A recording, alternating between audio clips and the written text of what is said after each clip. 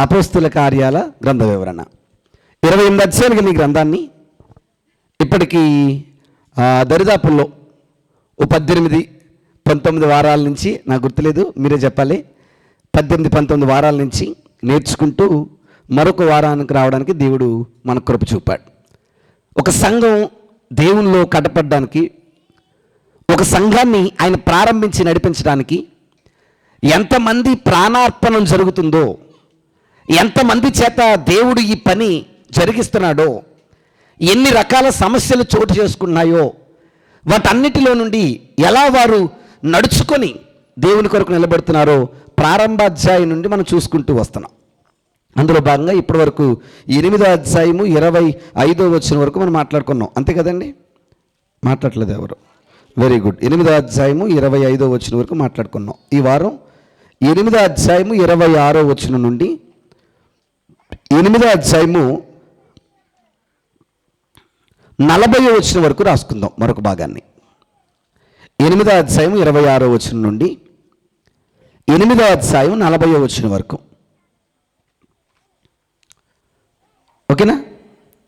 8వ అధ్యాయము 26వ వచనం నుండి 8వ అధ్యాయము 40వ వచనం వరకు. టైటిల్ ఏమని రాస్తారంటే నపుంసకుని రక్షించిన ఫిలిప్పు అని రాయండి. నపుంసకుని రక్షించిన ఫిలిప్పు అని రాయండి. రాసారమ్మా? Very good. అపోస్తుల కార్యాల్లో ఉన్నాం. 18వ భాగము 19వ భాగము 19వ భాగం 8:26 నుండి 40వ వచనం వరకు. టైటిల్ నపుంసకుని రక్షించిన ఫిలిప్పు.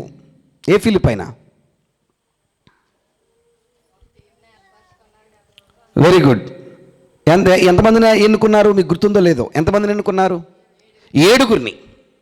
దేని చేత నింపబడ్డ వారిని ఎన్నుకున్నారు? ఆత్మతోనూ జ్ఞానముతోనూ నిండుకున్న 7గురిని ఎన్నుకున్నారు. ఆ 7గురిలో ఒకడే స్టెఫను, ఆ 7గురిలో మరొకడే ఫిలిప్పు. సమస్య వచ్చినప్పుడు ఈ ఫిలిప్పు గారు చెదరిపోయిన వారందరితో కలిపి ఏ ప్రాంతానికి వచ్చాడు ఈయన? Very good. సమరయ ప్రాంతానికి వచ్చాడు. ఏ ప్రాంతానికి? సమరయకి వచ్చి అక్కడ కూడా చాలా దిగ్విజయంగా, చాలా ఘనంగా, చాలా ఉన్నతంగా ఆయన పనిని చేసినట్టుగా గత వారం కాక అంతకు ముందు వారం మనం మాట్లాడుకునే ప్రయత్నం చేశాను. మీ అందరూ కూడా గుర్తుందని అనుకుంటున్నాను నేను. అయితే ఈ అపోస్తుల కార్యాలని మనం కంటిన్యూ చేస్తున్నంత కొలదం, అంటే నేర్చుకున్నంత కాలం కూడా ఒక వచనం మనకి ఎప్పుడు బుర్రలో ఉండాలి. అదేంటంటే ప్రారంభ అధ్యాయం 8వ వచనంలో దేవుడు చెప్పిన మాట. ఏటా మాట? ఒకసారి చూడండి. అది అలా మనసులో పెట్టుకుంటేనే ఓహో ఆయన ఈ పని చేయడానికే ఈ ప్రాసెస్ అంతా జరిగిస్తున్నాడా అని మనకు అర్థమవుతుంది.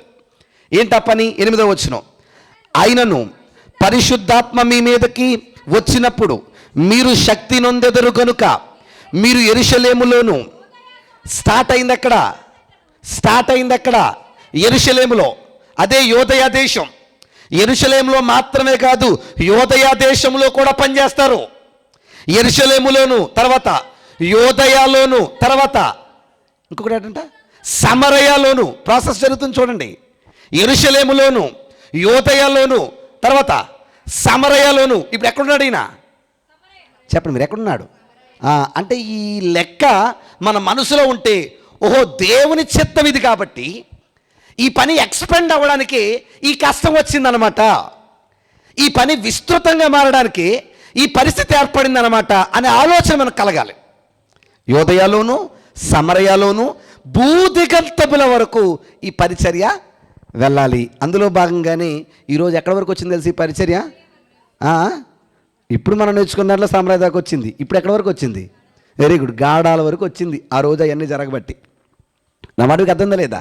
అంటే ఆనాటి కాలంలో భక్తులు పడిన ప్రయాస, భక్తులు దేవుని కొరకు బ్రతికిన బ్రతుకు, భక్తులు కనుపరిచిన మాదిరి ఆయన చిత్తాన్ని నెరవేర్చినవిగా ఉన్నాయి. మర్చిపోకండి, అవన్నీ కూడా మీ మనసులో పెట్టుకోండి.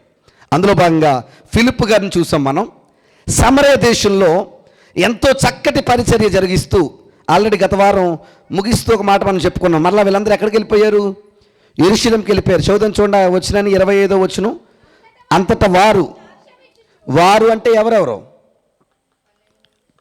12 మందా? మర్చిపోయారు మీరు. 7గురా అయ్యా? Very good. ఎవరా ముగ్గురు? యోహాను గారు, ఏమండి, పేతురు గారు, తర్వాత ఫిలిప్ గారు. Very good. సమరయలో పని ముగించుకొని మరలా ఎక్కడికి వెళ్ళారంటే చూడండి, వారు సాక్ష్యమిచ్చుచు ప్రభు వాక్యము బోధించుచు యెరూషలేమునకు తిరిగి వెళ్ళుచు సమరయుల అనేక గ్రామములలో సువార్త ప్రకటించిరి. Very good. ఇప్పుడు ఎక్కడున్నాడు ఈయన ఫిలిప్ గారు? Very good. యెరూషలేములో ఉన్నాడు. అందరూ కలిసి ఆ వాక్యాలు చెప్పుకుంటూ మరలా యెరూషలేముకి వెళ్ళిపోయారు. ఎందుకు యెరూషలేముకి అనంటే అందులో కూడా దైవ చిత్తం ఒకటి ఉంది. మీరు గమనించాలి. దైవ చిత్తం లేనిదే దైవ సేవకుడి నడిపింపు ఉండదు. ఒక చోటకి ఒక సేవకుడు నడిపించబడుతున్నాడంటే దాని వెనక ఏదో ప్రణాళిక ఉంటుంది. అది క్లియర్ కట్గా ఈ అపోస్తుల కార్యాలు చదువుతుంటే మనకు అర్థమవుతుంది. సో ఇప్పుడు ఈ ఫిలిప్ గారు సమరయలో లేరు, ఎక్కడున్నారు? యెరూషలేములో ఉన్నారు, అపోస్తులతో కలిసి ఉన్నారు. ఇప్పుడు అక్కడ ఏం చోటు చేసుకుంటుందో ఇప్పుడు చూద్దాం. 19వ భాగం 26వ వచనం స్టార్ట్ చేద్దాం. ఏ దూత అంటే? ప్రభు దూత అంటే చెప్పాలి మీరు అమ్మా. ప్రభు దూత అంటే దేవుని స్వరం, అవునా? అంటే మీ ఇమాజినేటి. దీన్ని మనం చదువుతున్నప్పుడు ఒక ఆలోచనతో ఉంటాం ఖచ్చితంగా.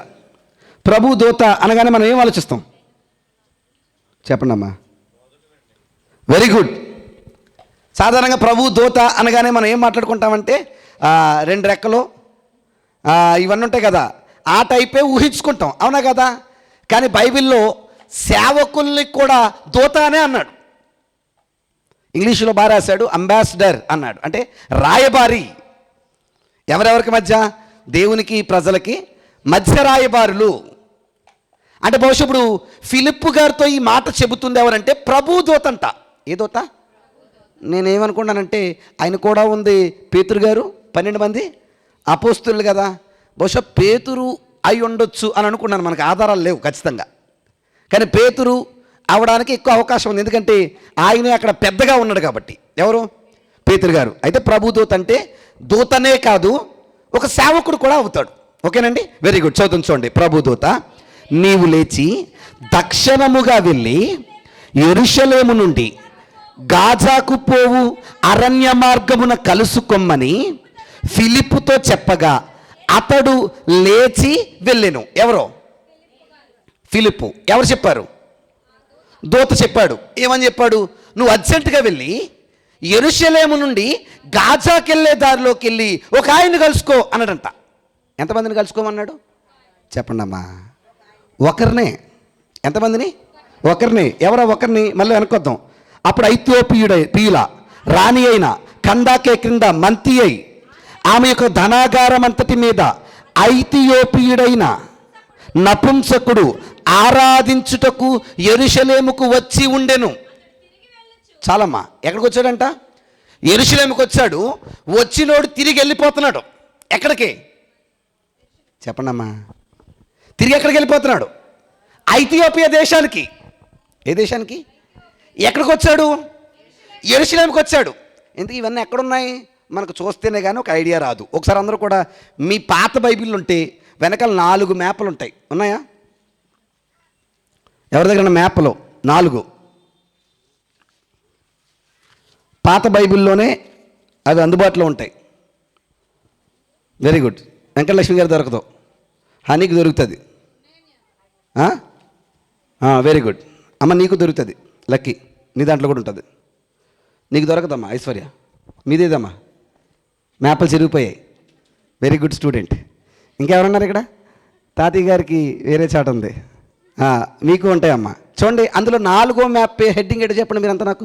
పిల్లలు చూడండి, వీలైనంత వరకు పిల్లలు చూడండి. Very good. అపోస్తలుడైన పౌలు చేసిన ప్రయాణాలు అని ఉంది కదా. Very good. అది ఎన్నో మ్యాప్? అది 4వ మ్యాప్.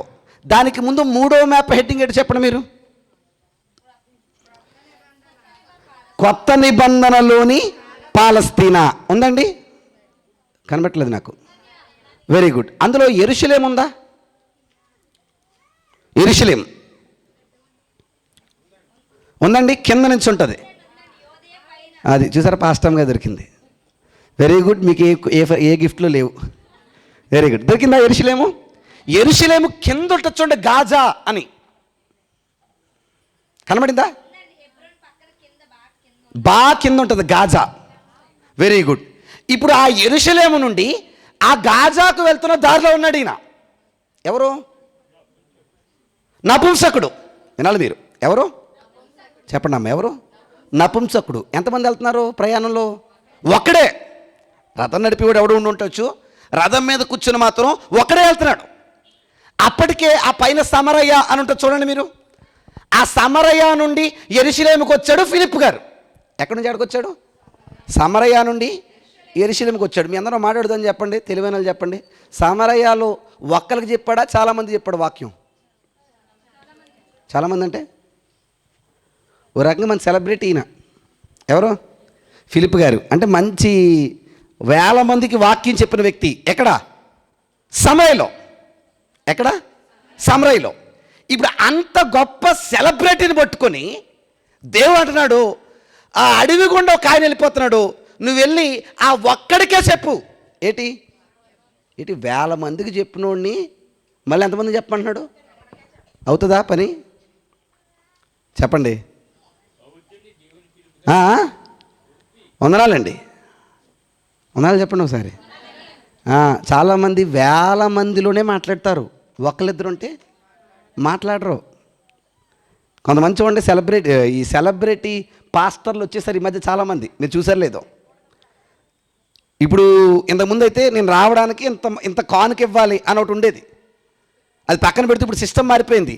నేను రావాలంటే మినిమం ఎంతమంది జనం ఉండాలి. జనం లేకపోతే ఆయన రాడా? చెప్పండి. రాడు. ఎందుకు రాడంటే ఆయన వచ్చాడంటే ఆయన ఇమేజ్ ఏమైపోద్ది? తగ్గిపోద్ది. నా మాటకి అర్థం లేదా? కానీ మీరు గమనించుకోండి, దేవుని సేవకుడు లేదా దేవుని పని చేసేవాడు వేల మంది ఉన్నా పని చెయ్యాలి, ఒక్కడున్నా పని చెయ్యాలి. ఇంకా చెప్పనా, ఆ ఒక్కడ దగ్గరికే పని కట్టుకుని పంపాడంటే ఆ ఒక్కడితోనే ఇంకా ఏదో పెద్ద పని ఉందని అర్థం. నా మాటకి అర్థం లేదా? వందలాది మందిలో చెప్పేవాడిని, వేల మందిలో చెప్పేవాడిని పని కట్టుకుని ఒక్కడి దగ్గరికి పంపించి మాట్లాడుతున్నాడంటే అర్థం ఏంటంటే ఆ ఒక్కడితోనే ఏదో పని ఉందని అర్థం. నేను ఎక్స్పీరియన్స్ చేశానండి ఈ సందర్భాన్ని ఖచ్చితంగా. రాజమండ్రిలో గాడాల్లో మామూలుగా అప్పుడు ప్రార్థనలు జరుగుతున్న టైంలో బొర్ర నాగరత్నం గారు అబ్బాయి దానియేలు గారు అప్పుడు బ్రతుకున్నాడు. ఆయన ఇంట్లో ఏదో సమస్య వచ్చింది, అయ్యగారు మీరు ఒక 7 వారాలు ప్రార్థన పెట్టండి అని అడిగారంట నాన్నగారిని. నాకు తెలియదు, అప్పటికి పెద్ద పరిచయం లేదు మనకి. వాళ్ళు ఒక్క కుటుంబానికే 7 వారాలు వెళ్ళి చెప్పాలి. ఏం చెప్పాలి? వాకింగ్ చెప్పాలి. నాన్నగారు డెక్కౌటు, అన్నీ డెక్కౌటు. ఇంకా అది పట్టుకొచ్చి నా మీద పెట్టారు. ఎవరి మీద? ఈ బక్కోడి మీద పెట్టేటప్పుడు నాకు మామూలుగానే కొంచెం వెళ్తుంటాను కదా, అనుకోకుండా అలా వెళ్ళి మొదలు ఆ 7 వారాలు మెల్లమెల్లగా చెప్తే మీరు నమ్మండి, ఒక కుటుంబంతోనే జరిగించాం. ఒక కుటుంబానికే పని కట్టుకుని వెళ్ళి వాక్యం చెప్పేవాళ్ళం. ప్రతి ఆదివారం ప్రార్థన అయిపోగానే మళ్ళీ రాత్రి అడిగి చెప్పేవాళ్ళం. కానీ అనుకోకుండా ఆ 7వ వారం అయ్యేటప్పటికీ ఆ పక్కోళ్ళు ఈ పక్కోళ్ళు ఇలా 10 మంది పోగుపడ్డారు. నేను అప్పుడు అనుకునేవాడిని, ఒక్కరి కోసం ఇంత దూరం రావాలా అని ఒకటి ఉండేది. కానీ మరలా ఎవరి పని? దేవుడి పని. ఎంతమందికైనా చెప్పాలి. మీరు నమ్మబోండి, ఆ రోజు ఆ ఒక్క కుటుంబాన్ని బలపరిచినందుకు ఈరోజు రాజమండ్రిలో ఒక సంఘమే ఏర్పడిపోయింది. అంటే ఒకరికి చెప్పడం వెనక కూడా దేవుని చిత్తం ఉంటుంది అంటే ఖచ్చితంగా ఉంటుంది. మనం ఏమాత్రం విసుక్కోకుండా ఆయన చెప్పిన పని చేయాల్సిందే. ఆ గొప్ప లక్షణం ఎవరిలో కనబడుతుంది ఇక్కడ మనకి? ఫిలిప్లో. ఎవరిలో? ఫిలిప్లో. చూడండి, మళ్ళీ చూద్దాం. ఇప్పుడు 26వ వచనం. 26వ వచనం. ప్రభుదూత నీవు లేచి దక్షిణముగా వెళ్ళి యెరూషలేము నుండి గాజాకు పోవు అరణ్య మార్గమును కలుసుకొమ్మని ఫిలిప్పుతో చెప్పగా అతడు లేచి వెళ్ళెను. అప్పుడు ఐథియోపియుల రాణి అయిన కందాకే క్రింద మంత్రి అయి ధనాగారం అంతటి మీద అధికారం అంటే ఈ నపుంసకుడు. ఎవరి ధనాగారం మీద? కందాకే అని ఒక రాణి ఫైనాన్స్ అంతటి మీద ఈయనే అధికారం అంట. ఎవరో నపుంసకుడు. ఏ దేశం అది? ఐథియోపియా. ఏ దేశం అది? అది ఎక్కడుంది? అమ్మ గోల్ చేస్తున్నారు పిల్లలు. ఎవరల్లా? ఐథియోపియా ఎక్కడుంది? ఇందాక మీరు గాజా చూసారా అమ్మా? ఆ గాజా కిందే ఐగుప్తు ఉంటుంది. ఏముంటుంది? ఐగుప్తు. చెప్పాలి మీరు, ఏముంటుంది? ఐగుప్తు. ఐగుప్తు కిందే ఐథియోపియా ఉంటుంది అనమాట. దేని కింద? ఐగుప్తు కింద. దానికి ఉన్న మరొక పేరే కూషు. ఏం పేరు అది? కూషు. బైబిల్లో చాలాసార్లు వినుంటారు ఈ పేరు మీరు. కూషు అన్న పేరు వినుంటారు. ఆ ప్రదేశానికి ఆవిడ ఒక రాణి. ఏం పేరు ఆవిడ పేరు? కందాకే. ఆవిడ కిందగా మంత్రిగా ఉన్న వ్యక్తి నపుంసకుడు. ఎవరైనా నపుంసకుడు. పైగా దేని మీదంతా? ధనాగారం అంతటి మీద అధికారంట. ఇప్పుడు ఈయన ఏం చేయడానికి వస్తున్నాడో? ఆరాధించుటకు యెరూషలేమునకు వచ్చి ఉండేను. ఏం చేయడానికి అంటే అర్థం ఏంటి? ఈయన యూదుడనా? చెప్పాలి మీరు. ఆరాధించడానికి ఎక్కడికి వచ్చాడంట? యెరూషలేమునకు. చాలామంది అన్నారు ఆరాధించడానికి యెరూషలేముకు వచ్చాడంటే ఖచ్చితంగా ఎవరై ఉండాలి? యూదుడయ్యే ఉండాలి అని అన్నారు చాలామంది. దాని తప్పు అని నేనైతే అన్నగాని, ప్రారంభ రోజుల్లో చెరకు ముందు, ఏ చెర? బబులోని చెరకు వెళ్ళారు కదా, ఆ చెరకు ముందు అక్కడ ఒక గలిబిలి జరిగింది. చెదిరిపోయారు చాలామంది. అలా చెదిరిపోయిన వాళ్ళు ఎక్కడెక్కడికి వెళ్ళారో అక్కడి నుంచి ఎవరెవరు వస్తారో ఒక మాట రాస్తున్నాడు జెఫన్యా గ్రంథంలో. చూసే ప్రయత్నం చేద్దాం. అందరూ తీయండి జెఫన్యా గ్రంథం. ఒక చిన్న క్లారిటీ ఈ మంత్రి కోసం ఇచ్చి నేను ముందుకు తీసుకెళ్లే ప్రయత్నం చేస్తాను. అందరూ తీద్దాం. జెఫన్యా గ్రంథం 3వ అధ్యాయం. జెఫన్యా గ్రంథం 3వ అధ్యాయం 9-10 వచనాలు చదువుదామా? జనులందరూ యెహోవా నామమును బట్టి ఏక మనస్కులై ఆయనను సేవించినట్లు నేను వారికి పవిత్రమైన పెదవులనిచ్చెదను. ఎవరంట? చెదిరిపోయిన వారు. నాకు ప్రార్థన చేయు నా జనులు కూషు దేశపు నదుల అవతల నుండి నాకు దైవేద్యము తీసుకుని రాబడతారు. ఎక్కడి నుంచి వస్తారు? కూషు దేశం నుండి. అదే ఇప్పుడు మనం నేర్చుకుంటున్నా ఐథియోపియా. ఆల్రెడీ ఇదొక ప్రవచనం రాసుంచాడు ఆయన. ఏమని? నన్ను సేవించడానికి, నాకు నైవేద్యం పెట్టడానికి కూషు దేశము నుండి అనేకులు కూడి వస్తారు అన్నాడు. ఇదే ప్రవచనాన్ని కీర్తనలో కూడా రాశాడు. ఒకసారి అది కూడా చూద్దాం. తీయండి. కీర్తన గ్రంథము 68వ కీర్తన. 68వ కీర్తన అంటే అన్యజనుల కొరకు కూడా మాట్లాడుతున్నాడు ఇక్కడ. 68వ కీర్తన 31 వచనం చూద్దామా? 31. ఐగుప్తులో నుండి. Very good. ఇప్పుడు ఎక్కడి నుంచి వచ్చాడు? ఐగుప్తులో నుంచే. ఐగుప్తులో నుండి ప్రధానులు వచ్చెదరు. కూషీయులు దేవుని తట్టు తమ చేతులు చాచుకొని ఏమా పరిగెత్తుకొని వస్తారంట. ఎవరి దగ్గరికి? చెప్పండి మీరు. ఎవరి దగ్గరికి? దేవుని దగ్గరికి. ఐగుప్తులో నుండి ప్రధానులు వచ్చెదరు. కూషీయులు దేవుని తట్టు తమ చేతులు చాచుకొని పరిగెత్తుకొని వచ్చేదారు. అంటే ఇక్కడ ఏ సెన్స్లో మాట్లాడుతుందంటే అన్యులు కూడా నా దగ్గరికి వస్తారు. పర్టికులర్గా కూషు దేశస్తులు వస్తారు, ఐగుప్తీయులు వస్తారు అని మాట్లాడుతున్నాడు. సో ఈ ప్రవచనాల ఆధారంగా ఈయన అన్యుడయ్యే ఛాన్స్ కూడా ఉంది. నా మాట మీకు అర్థమైందా లేదా? యెరూషలేముకి వచ్చాడంటే యూదులనే కాదు అన్యులు కూడా వస్తారు అని మాట్లాడుతున్నాడు. కాబట్టి ఈయన ఎవరయ్యే ఛాన్స్ ఉంది? అన్యుడయ్యే ఛాన్స్ ఉంది. ఏ దేశం నుండి? కూషు దేశం నుండి. ఎందుకు వచ్చినోడు ఎవరంట? చెప్పండి మీరు. ఎవరంట? మంత్రే. కానీ ఆయన కోసం రాయబడింది ఏంటంటే నపుంసకుడు. ఎవరు? నేను చెప్పండి. నపుంసకుడు అనగానే చాలామందికి ఉండేది ఏంటంటే ఒక చిన్న చూపు. ఇంకా చెప్పాలంటే మనం వాళ్ళని అలా కూడా పిలం గౌరవంగా. ఏమని పిలుస్తుంది తెలుసా? హెజ్రాలని. ఏమండి? నేను అన్నం ఎందుకులే అండి అని. అవునా కదా? చెప్పలేడు. అవునా కదా? మీ అందరికీ మంచి మాట చెప్పనా? అమ్మా వినాలి మీరు.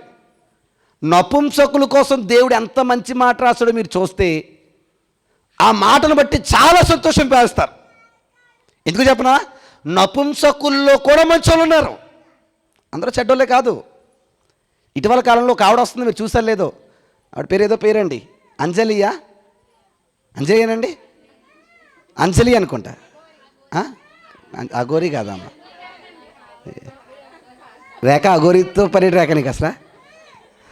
ఎవరు ఆవిడ? అంజలియేనండి అమ్మా. అంజలి అని ఆవిడ ఒక నపుంసకురాలు. విచిత్రం ఏంటంటే అత్యున్నతమైన దేవుని పని చేసే గొప్ప సువార్థికురాలుగా మారిపోయింది. చాలా ఉన్నతమైన పని చేస్తుంది ఆవిడ. అంతేకాదు, ఇప్పుడు చాలామంది నపుంసకుల్లో డాక్టర్లు ఉన్నారు, ప్రొఫెసర్స్ ఉన్నారు, ఒక చోట అయితే పోలీసులు ఉన్నారు, చాలా ఉన్నతమైన స్థితికి వెళ్ళి ఉన్నారు. సాధారణంగా మనకు నపుంసకులు అనగానే ఒక బ్యాడ్ స్టాంప్ ఉంటుంది, కానీ అందులో కూడా మంచోళ్ళు ఉన్నారు. మీ అందరికీ కూడా ఒక వచనం చూపిస్తాను. దేవుడు కూడా చాలా మంచి స్టాంప్ వేసాడు వాళ్ళకి. ఎవరికి? నపుంసకులకి. వాళ్ళని దేవుడు పిలిచిన మరొక పదం ఏంటంటే షండులు అన్నారు. ఏమంట? షండులు, నపుంసకులు లేదా షండులు. వాళ్ళ కోసం దేవుడు ఏం చెప్తుండో వచనం చూద్దాం, అందరూ తీయండి. యెషయా గ్రంథము 56వ అధ్యాయం. ఖచ్చితంగా ఈ మాట మీ అందరూ తెలియాలి. యెషయా గ్రంథం 56వ అధ్యాయం 3 నుంచి చదువుతాం 5వ వచనం వరకు. యెహోవాను హత్తుకొని అన్యులు నిశ్చయముగా యెహోవా తన జనులలో నుండి వెలివేయనని. అంటే ఒకవేళ ఎవరైనా అన్యుడొచ్చి దేవుణ్ణి హత్తుకుంటే దేవుడు వాళ్ళని ఏం చేయడంట?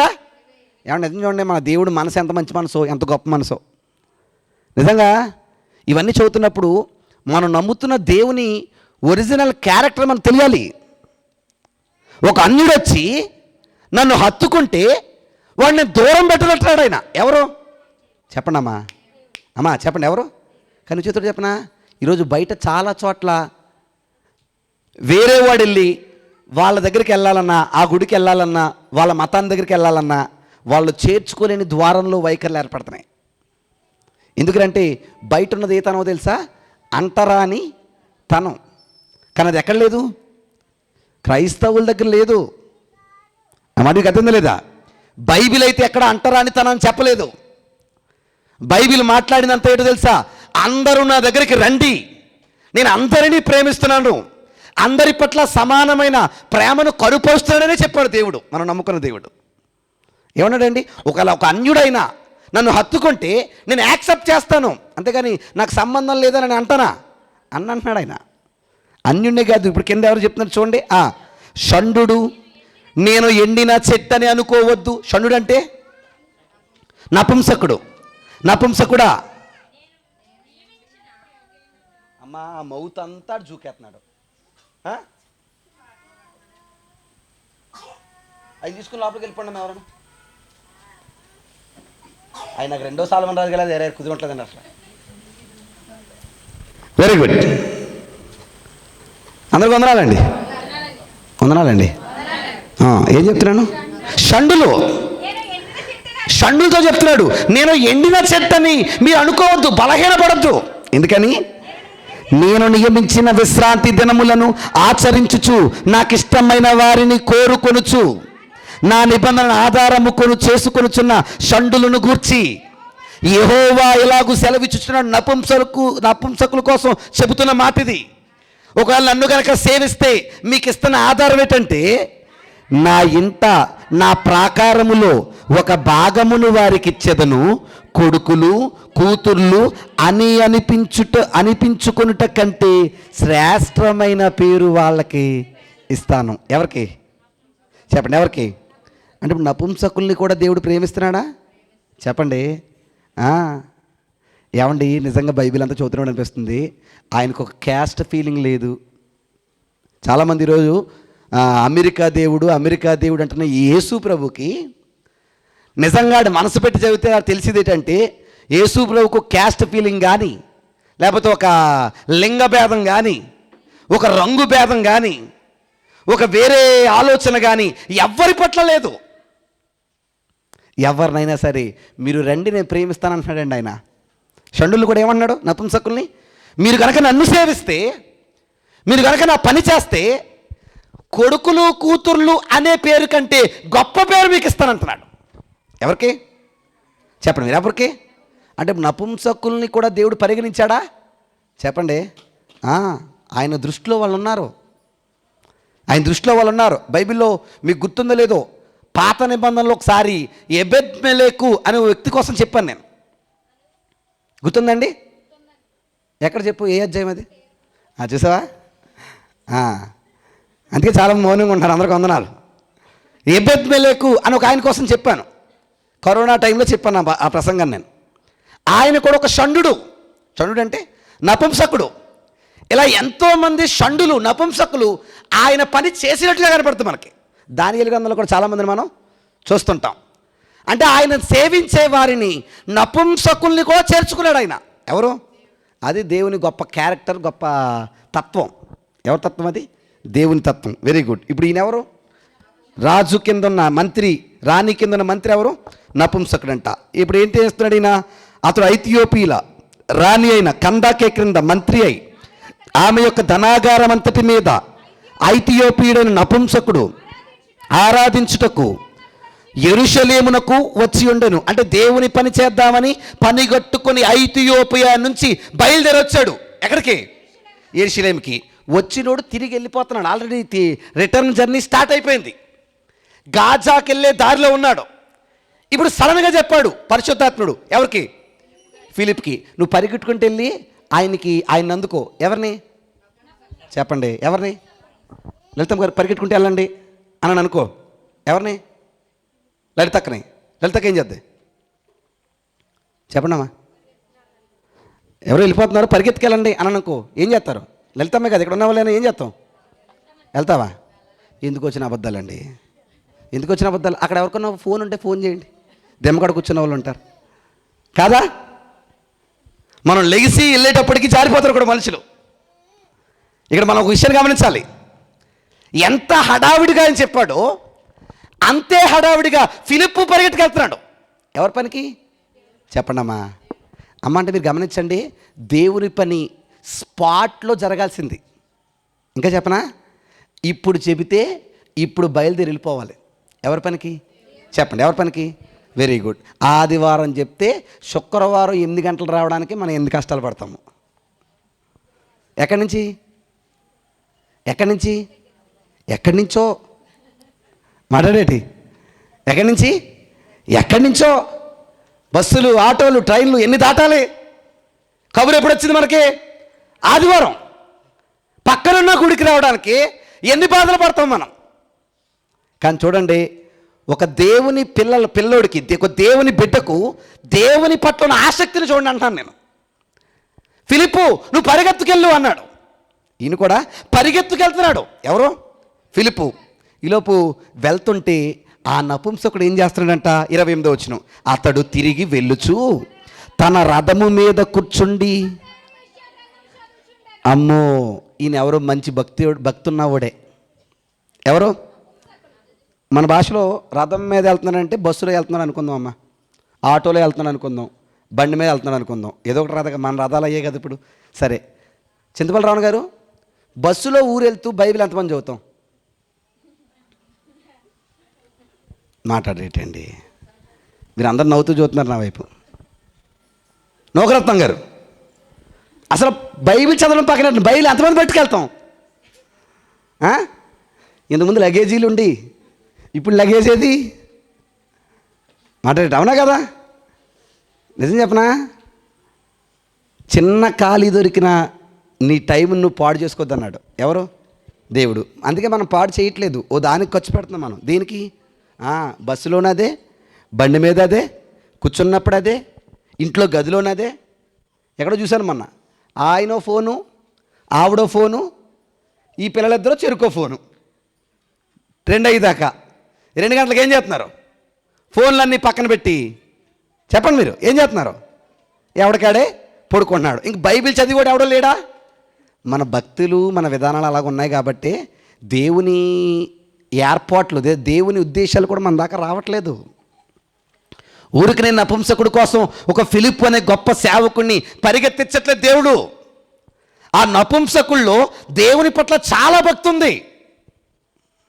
ఎంత భక్తి అంటే వెళ్తున్న ప్రయాణంలో కూడా అసలు ఒక రాజు కింద మంత్రి అంటే ఎన్ని భారాలు ఉంటాయి, ఎన్ని బాధ్యతలు ఉంటాయి, ఎన్ని గందరగోళాల మధ్య ఉంటాడో. మన కుటుంబాన్ని నడిపించడానికి బోళ్ళని తిప్పలు పడతాం మనం. ఒక దేశాన్ని నడిపించే స్థాయిలో ఉండంటే ఎన్ని ఆలోచనలతో ఉంటాడో. అవన్నీ పక్కన పెట్టి ప్రశాంతంగా చదువుతున్నాడటండి. ఎవరి పుస్తకాన్ని? దేవుని పుస్తకాన్ని. అంటే దేవుని పట్ల నపుంసకుడుకున్న ఆసక్తిని చూడండి. అమ్మ ఒక మంచి మాట చెప్తాను, మీ మనసులో పెట్టుకోండి. బైబిల్ ఎక్కువ చదివితేనే మన భక్తి జీవితాలు ఎక్కువ బలపడతాయి. ఆ మాట మీకు అర్థమైందా లేదా? ఆదివారం ఒకసారి బైబిల్ తీసి, లక్షవారం ఒకసారి బైబిల్ తీసి, జస్ట్ పాస్టర్ గారు చెప్పినప్పుడు వినేసి మరలా ఇంటికి వెళ్ళాక అరలో పెట్టేస్తే, మనస్ఫూర్తిగా చెప్తున్నాను, దానివల్ల మనం భక్తులమైతే అస్సలు కాలేము. ఎందుకో చెప్పనా? ఎఫెసీ పత్రికలు అంటాడు ఒక మాట, తీకండి.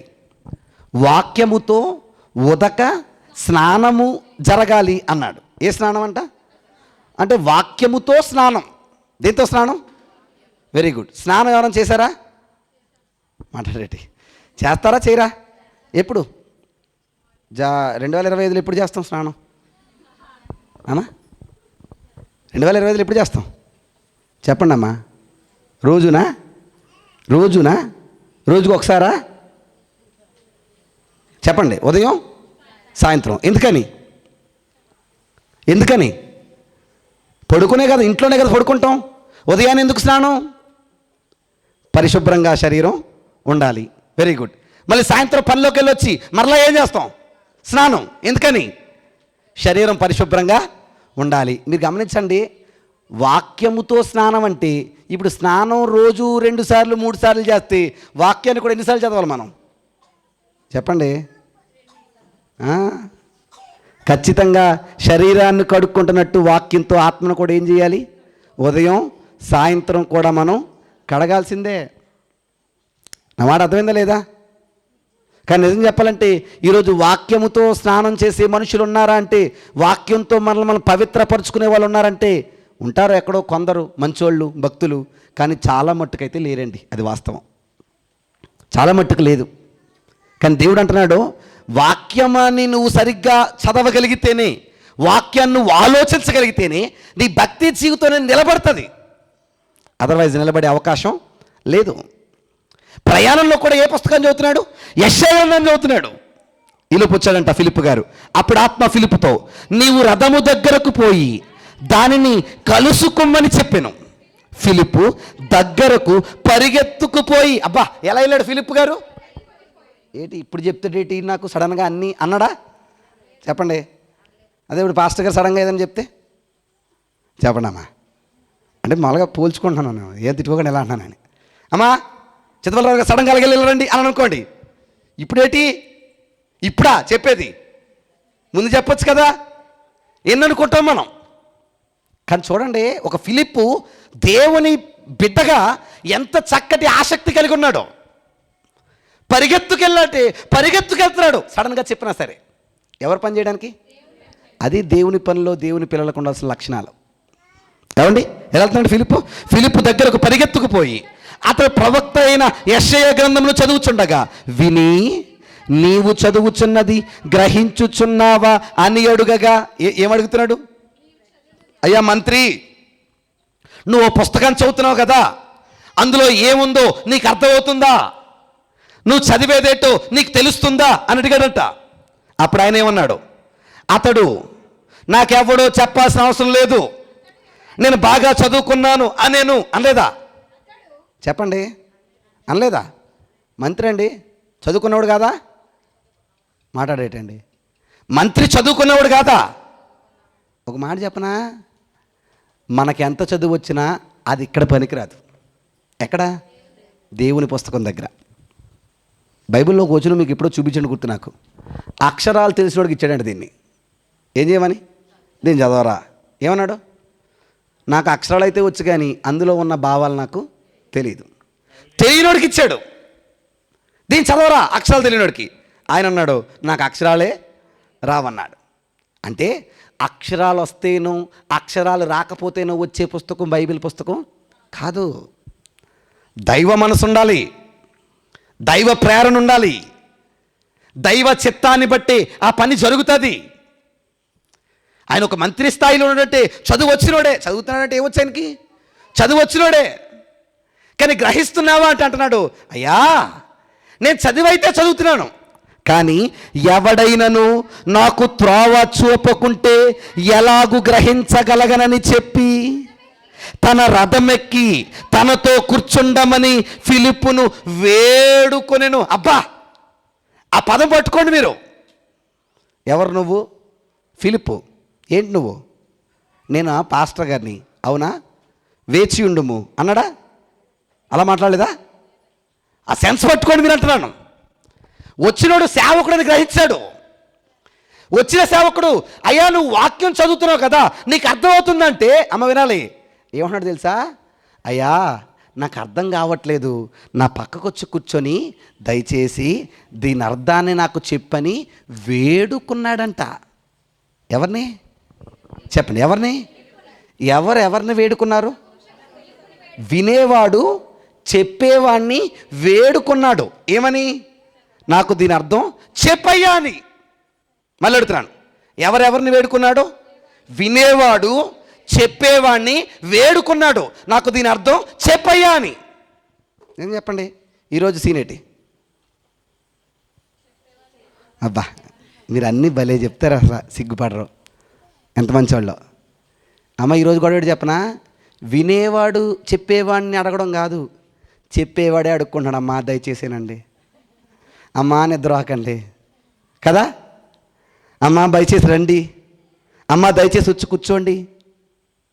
దేవుని చిత్తమైతే ఎక్కడున్న రోజులు భవిష్యత్తులో దేవుడు రప్పించునుగాక. ఆమెననేహారు మీరు అందరూ. నా మాటకి అర్థం లేదా? నిజంగా వాక్యం పట్ల ఆసక్తి ఉంటే జరిగేది అదే. మనల్ని ఎన్నిసార్లు దేవుడు, నిజంగా నాకు అనిపించిందండి, ఆయనకు అంత ఆసక్తి ఉంది కాబట్టి అంత పరిగెత్తుకో సేవకుడిని దేవుడు పంపించాడు. మళ్ళీ చెప్తున్నాను, నిజంగా దేవుని పట్ల నీకు ఆసక్తి ఉంటే నువ్వు వద్దన్నా నీకు ఏ టైంలో ఏది కావాలని పంపిస్తాడా? కాకితో పంపించాడు ఆహారాన్ని. ఎవరికి? ఏలియాకి. ఒకసారి ప్రతి విధవరాలకి సహాయం చేయమని ఒక సేవకుడిని పంపాడు. ఇలా మీరు ఎన్ని చూడండి, ఎక్కడో ఒక చోట ఆయనపై ఆధారపడ్డ వాడికి ఏదో రకమైన సహాయాన్ని ఎలాగోలాగా అందిస్తూనే వచ్చాడు ఆయన. ఎవరు? దేవుడు. ఎందుకంటే ఆయనపై ఆధారపడ్డవాడిని ఎప్పుడు ఆయన విడిచిపెట్టావు. ఇప్పుడు ఎవరిని వేడుకుంటున్నారు? నపుంసకుడు ఫిలిప్పును వేడుకున్నాడు, అయ్యా దయచేసి ఇది అర్థం చెప్పు. ఎందుకని ఏం చదువుతున్నాడంట? అతడు లేఖన ముందు చదువుచున్న భాగమేదనగా ఆయన గొర్రె పిల్ల వదకు తేబడును, బొచ్చు కత్తిరించు వాని ఎదుట గొర్రె పిల్ల ఎలాగూ మౌనముగా ఉండెను, అలాగే ఆయన నోరు తెరవకుండెను. ఆయన దీనత్వమును బట్టి ఆయనకు న్యాయ విమర్శ దొరకకపోయెను. ఆయన సంతానమును ఎవరు వివరింతురు?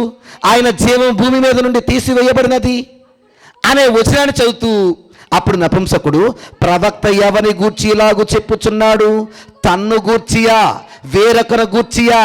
దయచేసి, ఆ మాట మళ్ళీ చూడండి మీరు, దయచేసి నాకు తెలుపుమని ఫిలిప్పును అడిగాను. ఎలాగా? రిక్వెస్ట్. పరిగెత్తుకొచ్చాడు కదా, ఇంకెలాగ వచ్చింది ఎవరి కోసం? నపుంసకుడి కోసమే కదా. చెప్తాడా చెప్పడా? చెప్పండి, ఎక్కడ పోతాడు? వచ్చావు కదా, ఉండు దిగుతాను, అదేం దగ్గర కూర్చుందాం అంటలేదు. ఒక వాక్యం పట్ల ఆ బిడ్డకు ఆ వ్యక్తికి కలిగిన ఆసక్తి చూడండి.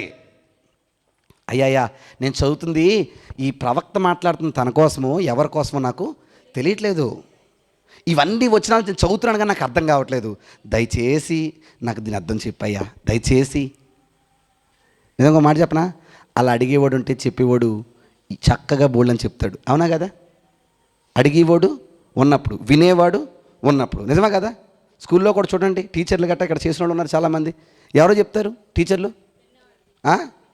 కొంతమంది పని కట్టుకుని వచ్చి, మేడం నాకు కొంచెం క్వశ్చన్స్ పెట్టండి మేడం, నేను చదువుతాను నేర్చుకుంటాను.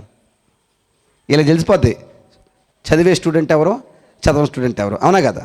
కొంతమంది కూర్చుంటారు క్లాసుల్లో, మన ఊరిలో ఎవరు అలాంటి ఉండరు, కానీ వెనకాల కూర్చొని మేడమా చెప్తుందా చెప్పని ఏంటి పాఠం. ఆడికి మొత్తం 6 సబ్జెక్టులకి ఒకటే పుస్తకం. ఆడికి వెనక నుంచి ఒకటి రాస్తాడు, ఎదరి నుంచి ఒకటి రాస్తాడు, మధ్య నుంచి ఒకటి రాస్తాడు. ఎవరైనా ఉన్నారేంటి? అందరికీ వందనాలండి. రేఖ లేదు కదా, అన్నింటికి ఒకటే పుస్తకం ఆడికి. నేను చెప్పండి, ఇప్పుడు అలాంటి వినే ఆసక్తి ఉందా లేదా? ఏదో పొరపాటున ఇప్పుడు పాస్ అవడం గొప్పే ఉంది, ఏదో రకంగా పాస్ అయిపోతున్నారు. ఇప్పుడు అంత గొప్ప ఏం లేదనుకుంటున్నాను, ఎందుకంటే ఏదో రకమైన అవకాశం దొరుకుతుంది పాస్ అవ్వడానికి, చాలా దొరుకుతున్నాయి, అవునా కదా? కానీ బాగానే మీరు ఇప్పుడు ఏదో రకంగా పాస్ అయిపోవచ్చు, కానీ రేపు అన్న రోజు టాలెంట్ బయటపడే రోజు ఒకటి వస్తుంది, అప్పుడు బుక్ అయిపోతాం మనం, అవునా కదా? ఎంబీబీఎస్లు చదువుతారు చాలామంది, మీరు చూసారు లేదో డాక్టర్లు. ఎంబీబీఎస్లు చదివే చదువు మీరు చూస్తే మీరు నమ్మరండి, మరలా ఎప్పుడు ఎంబీబీఎస్ డాక్టర్ దగ్గరికి వెళ్ళకూడదు అనిపిస్తుంది మీకు. నిజం. ఎందుకురా అంటే అంత దారుణం అయిపోయి ఇప్పుడు చదువులన్నీ కూడా గైడ్ ఇచ్చి మరి రాయించేస్తున్న రోజులు వచ్చేసాయి. మరి ఇప్పుడు ఏదో రకంగా పాస్ అయిపోయే ద్వారం చూసుకున్నాం సరే, కానీ మరి రేపు అన్న రోజు ఉద్యోగం ఎలాగా, ఉద్యోగం చేసిన తర్వాత ఎంతమంది ప్రాణాలు తీసేయాలి, ఎంతమందిని చంపేయాలి అన్నది ఆలోచన చేయట్లేదు చాలామంది. కానీ చిత్రుడు చెప్పమంటారా, నేర్చుకునేవాడికి ఖచ్చితంగా నేర్పేవాడు బోళ్ళంతా నేర్పుతాడు, నేర్చుకునే మనసు లేనోడు ఏమీ నేర్చుకోలేడు. ఈయన అడుగుతున్నాడు పని కట్టుకుని, అయ్యా దాని అర్థం ఏంటో దయచేసి నాకు చెప్పు, రిక్వెస్ట్, నాకు దాని అర్థం చెప్పు అని అడిగితే ఇప్పుడు ఈయన చెప్తున్నాడు ఏమని. అందుకు ఫిలిప్పు నోరు తెరిచి ఆ లేఖనమును అనుసరించి అతనికి యేసును గూర్చి సువార్త ప్రకటించెను. అబ్బా, దేని ప్రకారం? ఏ లేఖనం అయితే ఆయన చదివాడో ఆ లేఖనాన్ని బట్టి ఏం చెప్పాడంట? సువార్త చెప్పాడు. ఏం చెప్పాడు? దేని అనుసారంగా చెప్పండి, దేని అనుసారంగా? అమ్మ ఒక మంచి మాట చెప్పిన మీకు, ఈరోజు వాక్యం చెప్పాలంటే బైబిల్ చాలు. నా మాట మీకు అర్థం లేదా? సువార్త చెప్పాలంటే ఏది చాలు? బైబిల్ చాలు. కానీ చాలామంది ఏం చేస్తున్నారు తెలుసా, ఈ పుస్తకాలను అన్ని పుస్తకాలను గెలికేస్తున్నారు. అందరికి వందనాలండి. ఎవరెవరో రాసి అన్నీ పట్టేసుకుంటున్నారు వీళ్ళు. దానివల్ల ఏమవుతుందంటే వాళ్ళు వీళ్ళు మా దగ్గరికి వచ్చేసరికి హట్ అయిపోయి తిరగబడుతున్న ద్వారాలు ఎక్కువైపోతాయి. కానీ నేనేమంటానంటే ఒక మనిషిని రక్షించి బలపరిచి నడిపించడానికి ఈ 66 పుస్తకాల గ్రంథం అయితే సరిపోద్ది. మీరు చూడండి, మనం ఎప్పుడు ఈ గ్రంథంలోనే మాట్లాడుకుంటాం, ఇతర జాతుల జోలికి వెళ్ళమా? ఎందుకు వెళ్ళం? మనకు పని లేదు, తెలుసుకోవద్దు అనట్లేదు, కానీ వాటితో సువార్త చెప్పాల్సిన అవసరం అయితే లేదు. నా వాటికి అర్థం లేదా? ఎందుకంటే సువార్త చెప్పడానికి దేవుడే రాయించిన పుస్తకం ఒకటి ఉంది, మనుషులు రాసిన పుస్తకాలతో మనకు పని లేదు. ఫిలిప్పు కూడా సువార్త చెప్తున్నాడు. దేని ప్రకారం? ఏ లేఖనం అయితే చదివాడో ఆ లేఖనమును బట్టి ఏం చెప్పాడంట? సువార్త చెప్పాడు. ఎవరికి? నపుంసకుడికి. చెప్తే వారు త్రోవను వెలుచుండగా నీళ్లు ఉన్న ఒక చోటికి వచ్చినప్పుడు నపుంసకుడు, ఇదిగో నీళ్లు, నాకు బాప్తిసమిచ్చుటకు ఆటంకమేమని అడిగి రథము నిలుపుమని ఆజ్ఞాపించెను. వెంటనే ఎక్కడికి వెళ్ళిపోయారు వాళ్ళు అని ఉంది అక్కడ, అవునా కదా? కానీ అక్కడ ఒక అంకె వేసాడు చూడండి. వేసాడా? ఎంత? 1. చదువుతాం చూడండి, ఏమని రాశాడు? ఆయన అడిగాడంట నాకు బాప్తిసం ఇమ్మని. ఈయనేమన్నాడు ఫిలిప్పు? నీవు నీ పూర్ణ హృదయముతో విశ్వసించిన యెడల పొందవచ్చని చెప్పెను. అతడు అంటే నపుంసకుడు యేసుక్రీస్తు దేవుని కుమారుడని విశ్వసించుచున్నానని ఉత్తరం ఇచ్చెను. నా వాడికి అర్థం లేదా? ఇది ఆ పైన లేదు.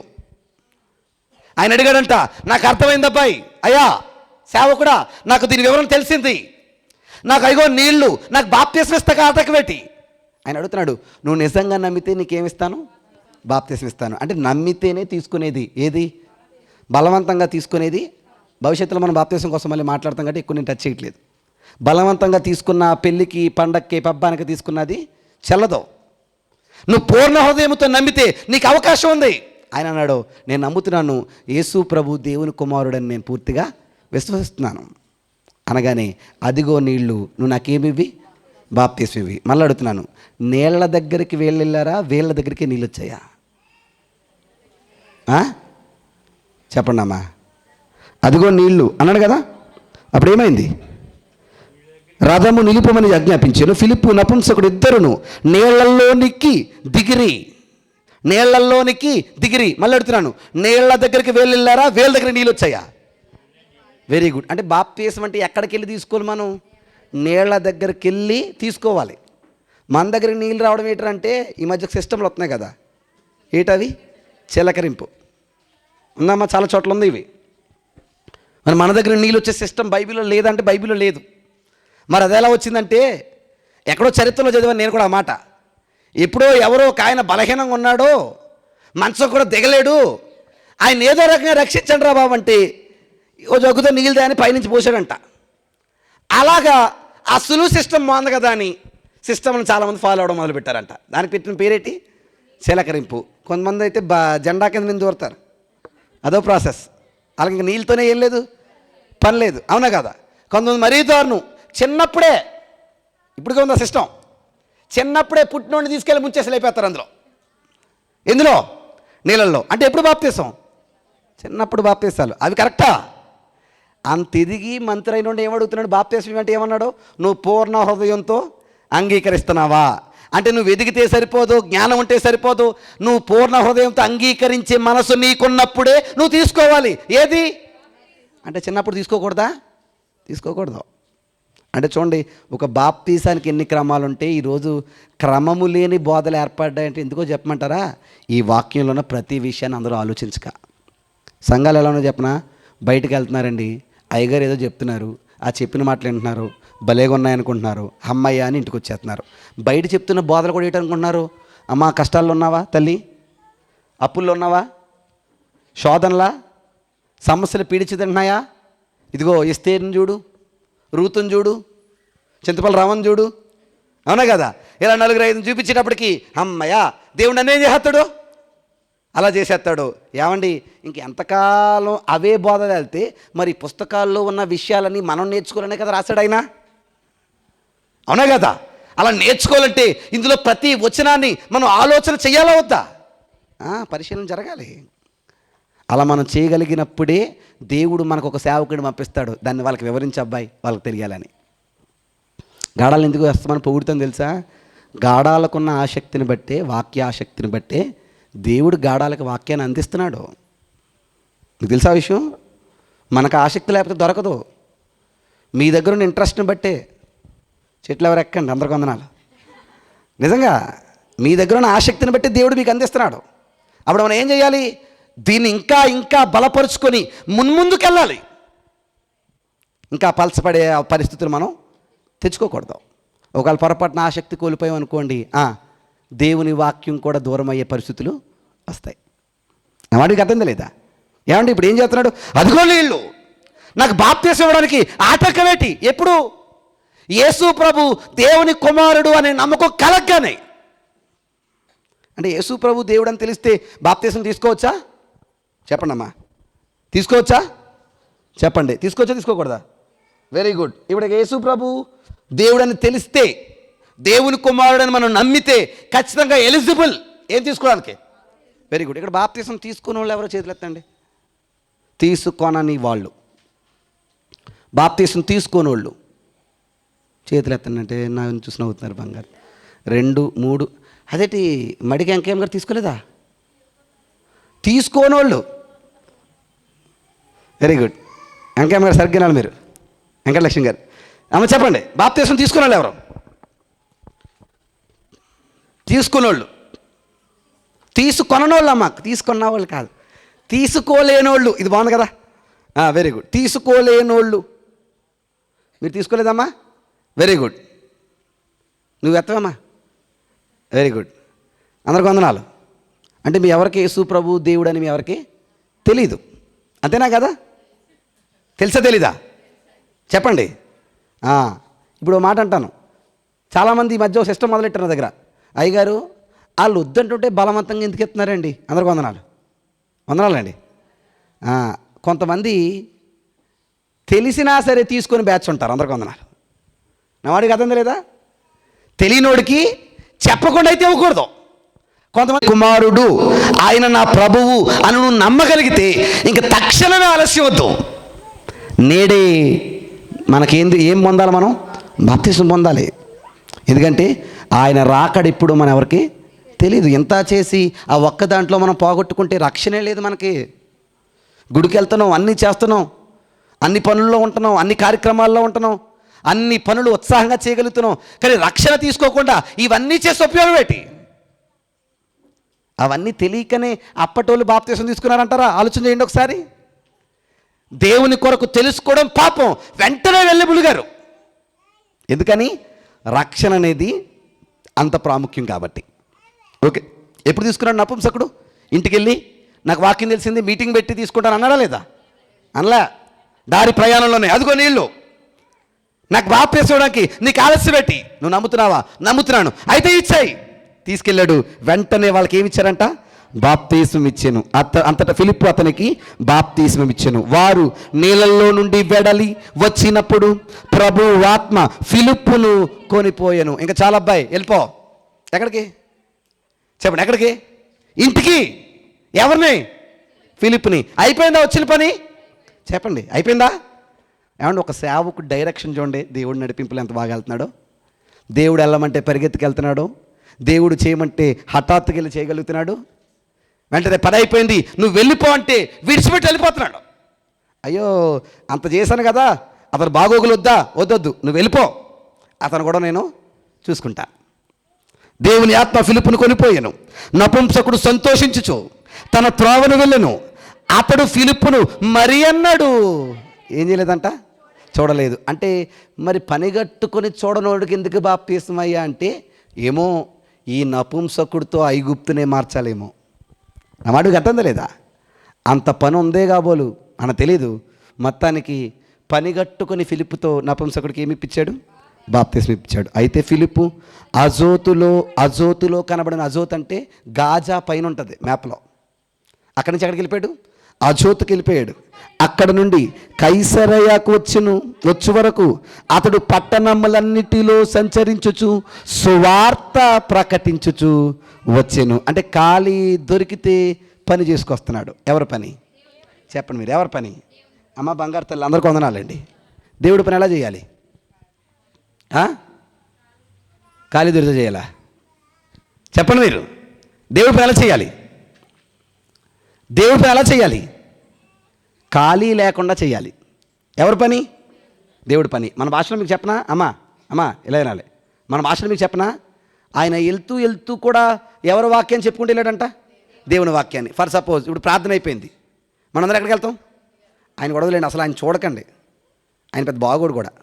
నా కూతురే బాగుంటుంది, కొంచెం నా వైపు చూడండి అందరూ కూడా. అమ్మా ఇలా చూడండి. మనం ఇప్పుడు ఎక్కడికి వెళ్తాం? ఇంటికి వెళ్తాం కదా. ఇప్పుడు వెళ్తూ కూడా ఏం చెప్పుకుంటూ వెళ్ళాలి చెప్పండి? చూసావా లలిత ఎలాగా జరిగిందో ఆ నపుంసకుడు అని ప్రశాంతమ్మ అనాలి. ప్రశాంతమ్మని లలితమ్మ ఏమనాలి? నపుంసకుడు ఎంత మంచోడు, ఫిలిప్ ఎంత మంచోడు అని మాట్లాడుకోవాలి. అవునా కదా? ఇలా ఏం మాట్లాడుకుంటారు చెప్పండి? ఇలా ఏం మాట్లాడుకుంటారు? ఇవాళన్నీ నాకే అన్నాడు మాట్లాడేటి కాదా? ఒక మాట చెప్పనా, సరదాగా అన్నాను కానీ, ఆయన పనే, ఆయన వాక్యమే చెప్పే పనే పెట్టుకుంటే ఇంక ఇతర పనులు చేయడం ఖాళీ కూడా మనకి ఉండదు. ఎందుకంటే అంత పెద్ద బాధ్యత భారాన్ని దేవుడు మనందరిపైన పెట్టాడు. ఇప్పుడు ఎట్టకేళ్ళకెళ్ళి కైసరయ్యలో ఉన్నాడంట ఈయన. అక్కడే కదా? ఎక్కడ? కైసరయ్య. తర్వాత ఏమయ్యాడు ఫిలిప్ అంటే? మరలా వస్తాడు, మరలా కనబడతాడు. కానీ ఆ కనబడేంత వరకు కూడా ఆ కైసరయ్యలో ఉండే ఆయన పని చేస్తున్నాడు. ఎవరి పని అంటే ఇంక కొంచెం సమయం దొరికిన ఆయన పని చేయడం మాత్రం ఆపట్లేదు. ఎవరు? ఫిలిప్పు. ఎవరు? ఫిలిప్పు. చూడండి, చెదరిపోయి వెళ్ళాడు బయటికి, కష్టం వచ్చి వెళ్ళాడు బయటికి. వెళ్ళినవాడు మొదలుపెట్టాడు ఆయన పని చేయడం. ఎవరు పని చేయడం? దేవుడు పని చేయడం. అట్టి రీతిగానే ఆయన పని చేసుకుంటూ సమరయ అంతటిని మార్చాడు. అక్కడితో చాలదనుకున్నాడు. ఐగుప్తీయుడైన నపుంసకుడిని కూడా దేవుడు అతనితో మార్పించాడు. ఇవన్నీ ఎవరు చేశారు? ఫిలిప్పు చేయలేదు, ఫిలిప్పుతో దేవుడు చేయించాడు. ఎవరు చేశారు? ఫిలిప్పుతో దేవుడు చేయించాడు. అక్కడితో ఫిలిప్పును కొన్ని రోజులు పక్కన పెట్టాడు. వినాలి మీరంతా. ఎవరిని పక్కన పెట్టాడు? ఫిలిప్పుని. ఇప్పుడు ఒక అద్భుతమైన హీరో ఎంటర్ అవ్వబోతున్నాడు. ఏమండి? ఆ హీరో ఎవరో? ఫిలిప్పు కంటే గొప్పోడు అనొచ్చు ఖచ్చితంగా. ఫిలిప్పు కంటే ధీరుడు, ఫిలిప్పు కంటే పవర్ఫుల్. ఫిలిప్పు ఒక దేశానికే చెబితే ఈయన ప్రపంచాన్నే దున్నబోతున్నాడు. ఆ హీరో ఎంట్రన్సే ఇప్పుడు మనం చూడబోతున్నాం. ఇంతకీ ఎవరా హీరో? అందరికీ తెలుసు మీకు. Very good. ఆ హీరో ఎంట్రన్స్లో మనం తెలుసుకోవాల్సిన విషయాలు చాలా ఉన్నాయి. అవన్నీ మనం తెలిస్తేనే ఓహో ఇలాగ ఆయన పిల్లలుగా మనం నడుచుకోవాలా అని మనకు అర్థమవుద్ది. ఇందుకు ఎవరైనా ఏంటా విషయాలు, ఇవన్నీ మనకు తెలియాలంటే నెక్స్ట్ ఎపిసోడు వచ్చే వారం